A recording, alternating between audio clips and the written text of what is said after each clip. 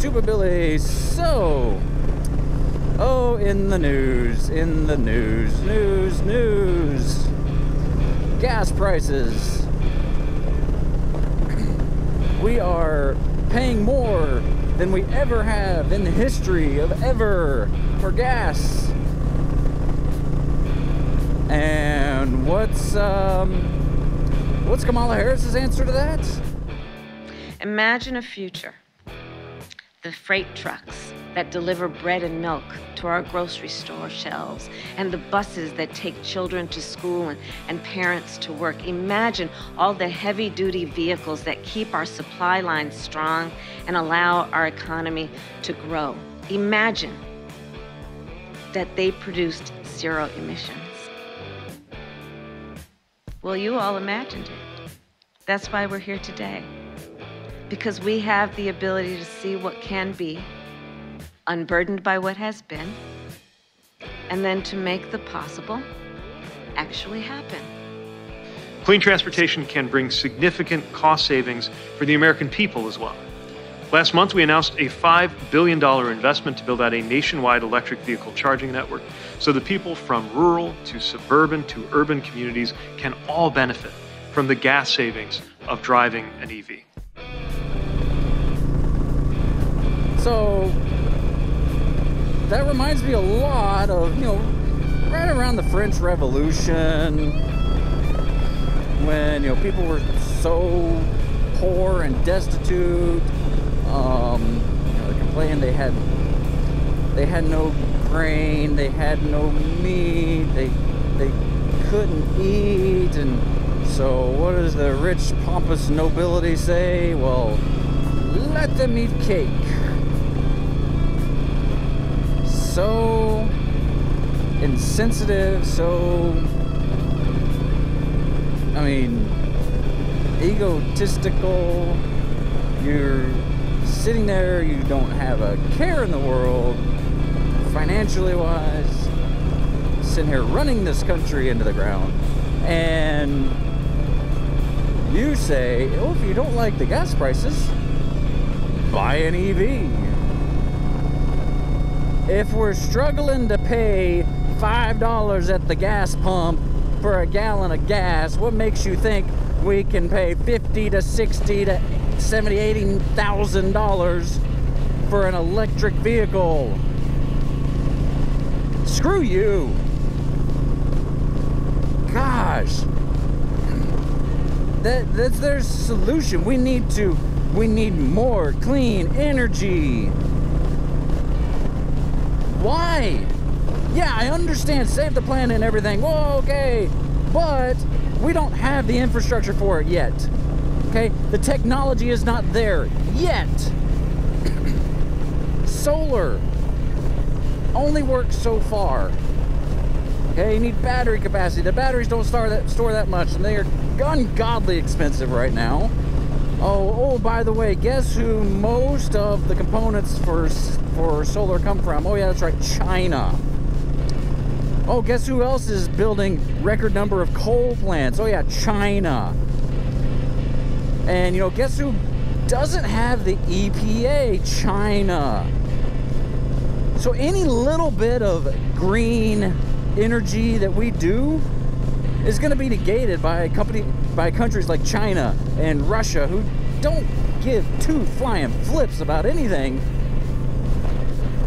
So all those coal plants, they aren't going to have the scrubbers. They aren't going to have the the things that take all the the bad toxins out of the byproducts. They're not going to have a secure way to dump the ash. They're just going to do whatever they want because they don't care. So, forgive me if I'm missing the point, but we have, in the words of Trump, tremendous oil reserves, more than any other blah, blah, blah. I mean, I don't know if we have more than any other country, but we sure as heck don't need to go be groveling to Saudi Arabia, which, oh, by the way, they're not answering our phone calls.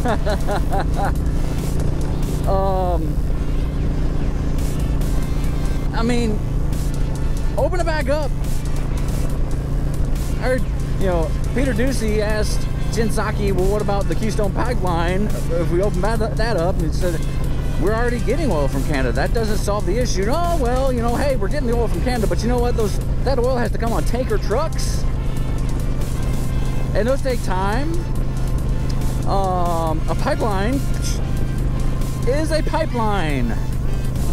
Goes straight from point A to point B. Just the moronic words can't even describe. And we've got huge amounts of oil reserves. Oh, but they're in the protected frozen tundra of Alaska. Uh-huh. So at some point, we need to put aside our little save the world from climate crisis, which they say is the worst crisis to the world, the worst threat to national security is climate. We need to put that aside for just a little bit to save our freaking economy and save the country. I'm not saying we just dump a ton of oil and a ton of pollutants into the air. No. Because America mines, refines, and uses crude oil cleaner than any other country. And by the way, when you add, let's say 60 million barrels from our own reserves, that's gonna last like 2 days. So what has that done?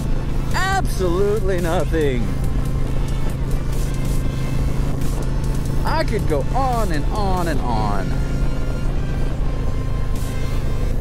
And they're blaming this all on Russia. Well, guess what? Since day one, January 20th, 2021, when you took office, gas prices started going up.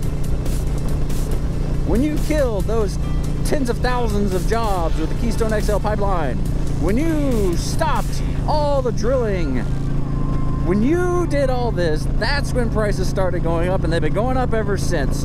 Sure, we've been getting oil from Russia, and cutting that off is going to make it a whole lot worse. But you know what, sonny boy? Woo! Feel like the Ric Flair. We were energy independent. We were exporting oil, exporting American oil, January 19th. January 20th, we became oil dependent again. Dependent on countries who are not friendly to America. Do you not see the problem there? If you don't deserve to be in office. You are inept. We have no confidence in you, and your approval ratings show it. Be excellent to each other.